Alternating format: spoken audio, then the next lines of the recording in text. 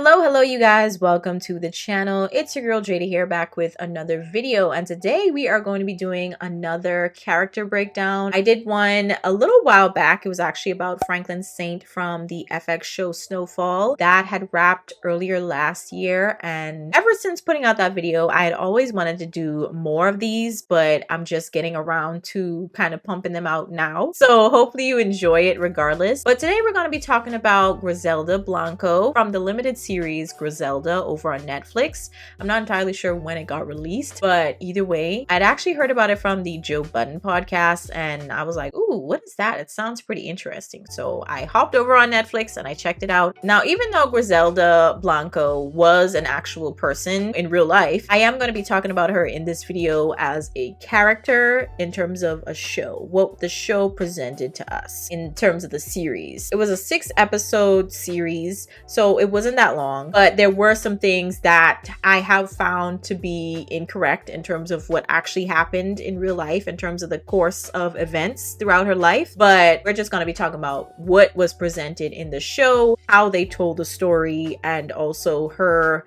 as an individual based on what was conveyed in the show. So I'm going to be treating her like a character today, even though she was a real person. So hopefully you guys catch my drift here, okay? So let's get into it. Griselda Blanco is first presented to us as a somewhat broken and scared woman that's now running away from her problems, which is a stark difference to the woman that's talked about in the opening quote that was allegedly said by another notorious drug dealer by the name of Pablo Escobar. You might have heard about him. He allegedly says, "The only man I was ever afraid of was a woman named Griselda Blanco." So it sets the precedent that eventually this woman, who is initially presented to us as a woman fearful of the future, eventually becoming someone to be feared. But there's a good bit that happens before we get there, so there's a little bit of character shaping that occurs. So we open to the scene of Griselda trying to take care of an injury, and we have no idea where she got it from, what happened, if there was anyone else involved. We don't have any of that information at first. But she packs a bag, grabs her 3 sons, and heads straight to the airport on a one-way flight from Medellin, Colombia to Miami, Florida, to stay with her acquaintance, Carmen, because I wasn't really getting the vibe that they were necessarily friends yet, but they knew each other because of some good times that they had in the past. We eventually discovered that both Griselda's husband and Carmen's ex were involved in the drug trade, and that's initially how they met. However, Carmen was able to get out of it all and open a travel agency free of any connections to what her ex was doing for a living. But that doesn't really last too long, and I'll tell you why in just a moment. So Griselda comes across, at first, as a woman that's in need of help, and Carmen comes to her rescue, thinking that she's ready to turn over a new leaf, but we discover she brought over a kilo of Coca-Cola in one of her son's bags,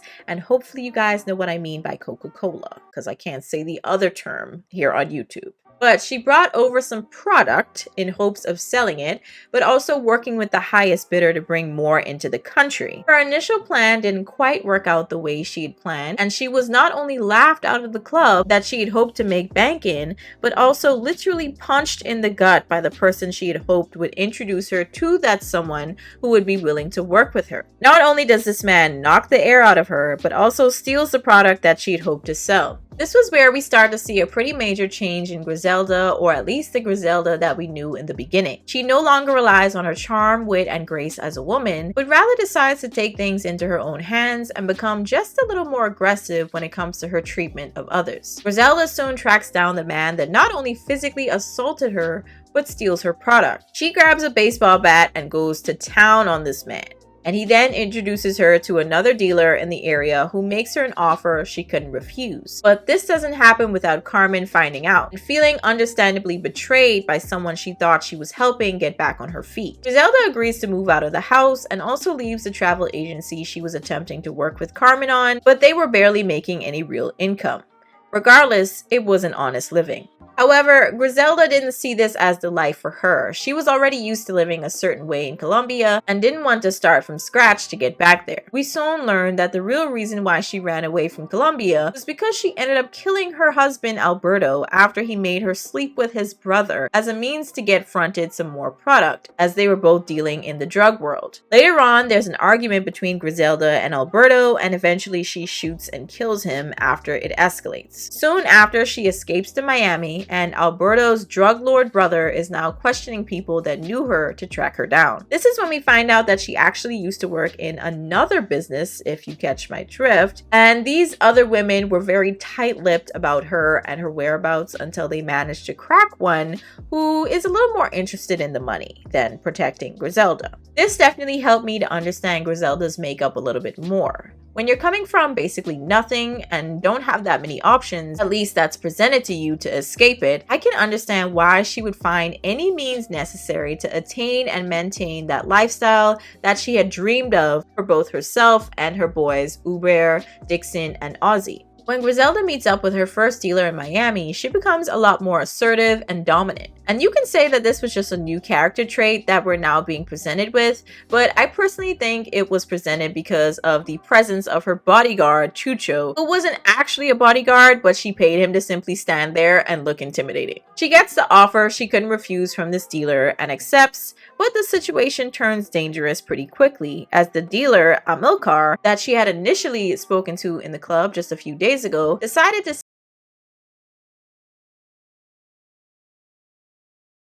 was attempting to sell. Rivi, one of Amilcar, or is it Amilcar?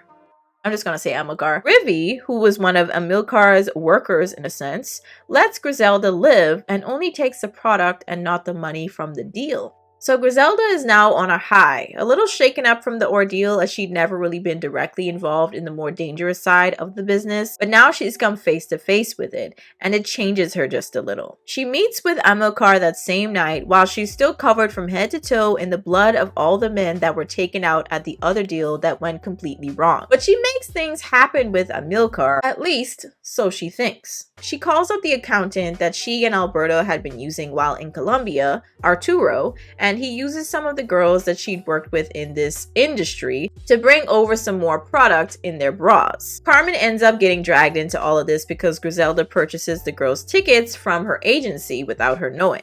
I'm also pretty sure it was a lot easier to smuggle things into the country back in the day, but this, however, did not stop law enforcement to try and stop it, and we could definitely draw some parallels between one of their underdog investigators, June, and Griselda. They're both not really taken seriously, and the people around them view them as just weak housewives, even though neither of them are obviously housewives. Regardless, they try to prove that they are capable of a position in pretty male-dominated areas, even if only one might actually be legal.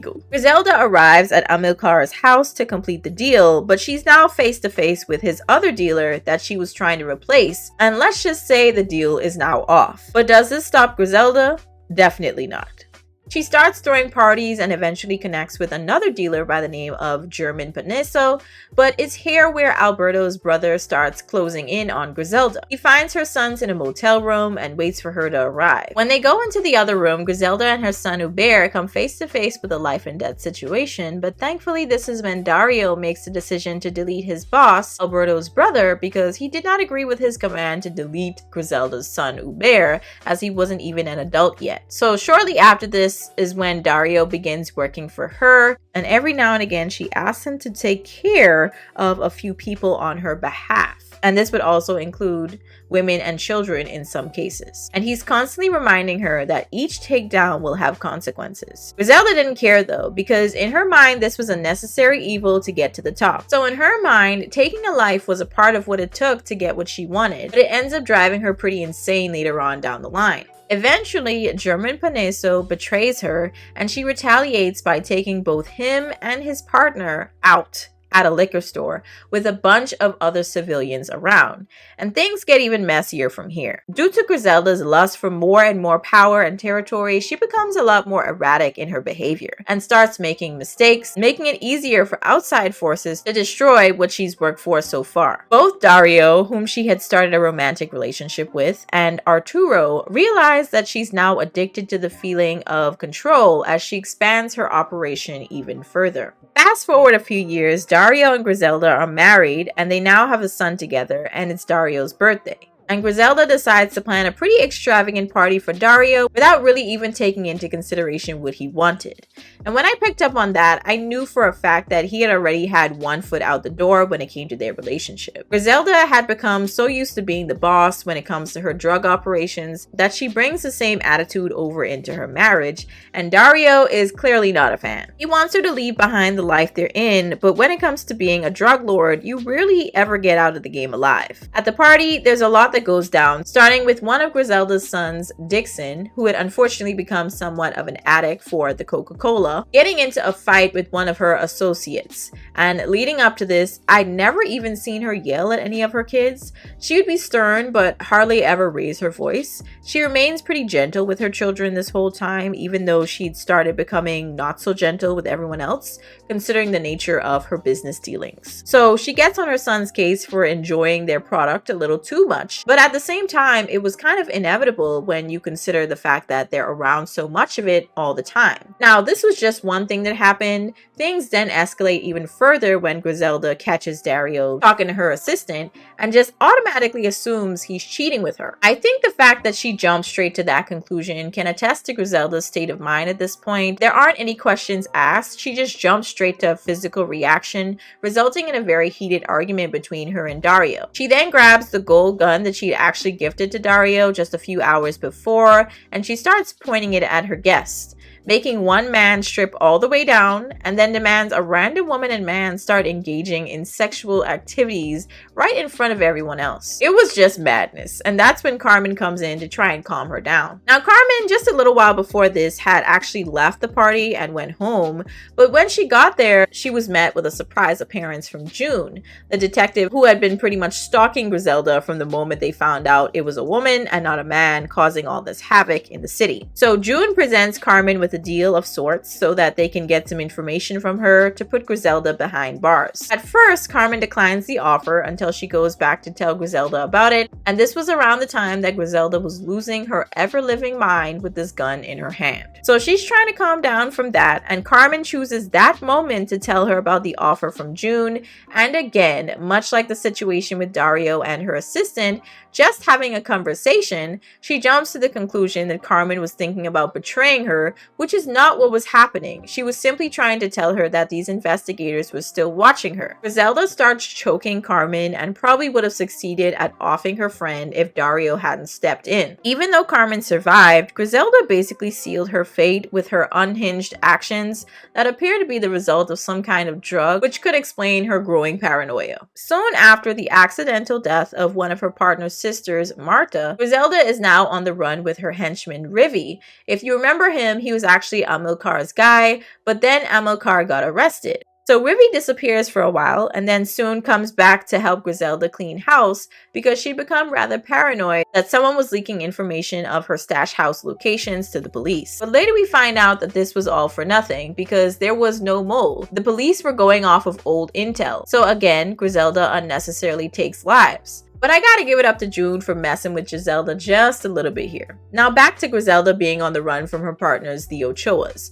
who we actually found out had taken out her friend and accountant Arturo a little while back because Griselda thought she was outsmarting them, but was really just agitating them. So Arturo ends up being collateral damage, unfortunately, and she's been trying to avenge his death ever since. But her hands are tied because she's now working with the people that deleted him. I also forgot to mention that a little while before this, that Dario decided to leave Griselda and simply leave the country without telling her anything. But she had already knew where he was going, and that was back to Colombia, so it was a little predictable. In a last-ditch effort to outsmart the men chasing after her, she basically surrenders herself to the police because if the Ochoas and their people got to her first, she definitely would not have been breathing anymore. Of course, in the car to greet her on the way to be processed is June, and she is just relishing in the moment because this is all she was consumed by for years. Griselda thinks they're going to cut her a deal, but they end up luring Rivi out of hiding and tries to get him to stitch on Griselda. And of course, she thinks that everyone is just going to stay loyal to her until the very end,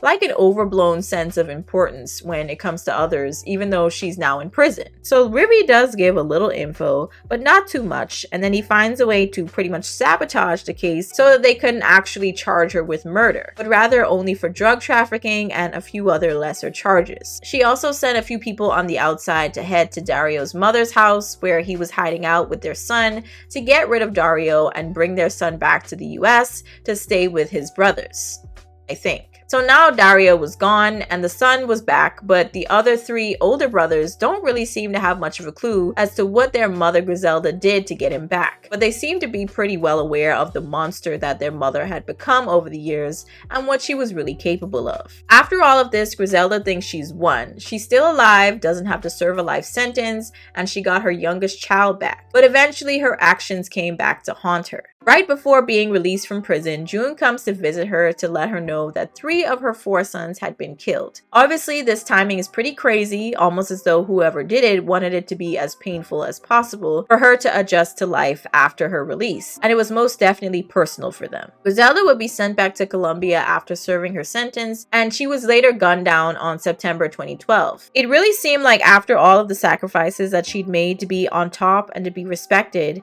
she just ended up losing it all anyway.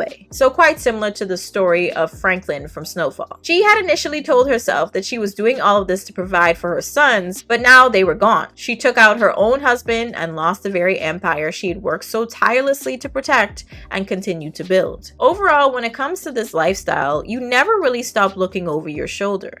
Even if she had lived for quite some time after her release, she probably would have been living in a constant state of fear, simply waiting for those she'd wronged to pay her a visit. So that's pretty much all that I have to say on the character of Griselda. But in terms of the real person, Griselda Blanco, there were a few things in the show, like I said already at the beginning, that were a little different. I actually heard that her sons weren't actually killed right before her release. It was actually over time while she was serving her sentence. I think it was 7 years that she served in prison, and then also with regards to some other things that were a little different. But for the most part, this is kind of how her life went, even though there were a few parts that were dramatized. But you guys let me know what you think about the character of Griselda from obviously the show, the limited series over on Netflix, Griselda, if you guys have watched it. If you haven't, that'd be kind of weird, you know, that you watched this video and made it to the end. You probably wouldn't even know what the heck I'm talking about. But hopefully you guys enjoyed this video. Let me know what other characters from other shows or movies that you would want me to talk about in other character breakdown videos here on this channel. Also, hit that subscribe button if this is something that you enjoy listening to, this type of content, because more is on the way. So I'll catch you guys in the next one. Peace.